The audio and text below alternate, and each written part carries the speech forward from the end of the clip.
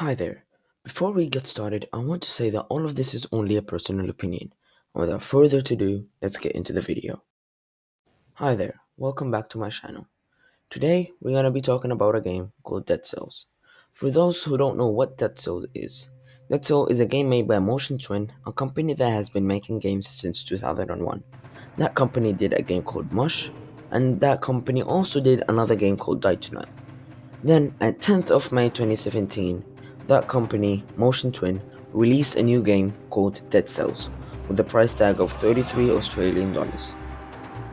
Dead Cells is a 2D game about a cell that poses different prisoners every time the prisoner that it is already posing dies. One major problem the game has is that every time you die, you go all the way back to the start again. So even if you're at the end of the level and then you die, you will go all the way back to the start of the game, which is a major flaw. And the game is a bit confusing, like you can be running around in circles for 20 minutes and end up right where you started. Like if they can show you an arrow where to go if you are actually lost looking at the map, that would be really helpful. The game is really fun to play around with. You can keep playing the game for 5 hours and still not get bored. The combat style is amazing. Feels good when you destroy your enemies, especially the big ones. Now, there is a great and massive amount of weapons you can pick from. It starts from swords, to magic spells, to shields, and etc. The game is a 2D game, and therefore we cannot talk about the graphics too much, but we can still talk about how the game looks like. For starters, the game's colors are beautiful. They are amazing to look at. It will catch your eye and will make you looking at them and you will feel so amused by the game. Shout out to the designers of the game. The story of Dead Cells goes something like this.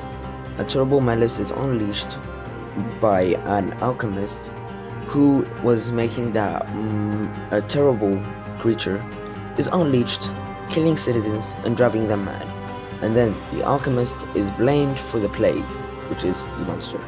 And then he's taken, locked away in a far castle, and then he tells you to go and take revenge for him. And this is where you start to take control of the game.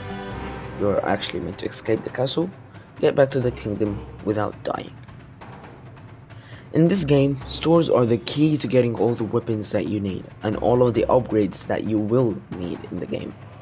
And you will find two types of stores. One that you will use cash for and the other that we use sell for.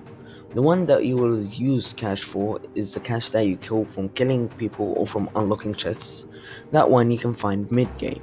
But the one that uses cells from killing your enemies, that one you can find at the end of each level, which is so helpful because from there you can buy healing potions, you can buy swords, you can buy weapons, you can buy upgrades, and etc. Overall, I think that this game is a great game with amazing eye-catching colors, and it is worth the money. And this should conclude our video for today, and I'll see you in the next one. Bye!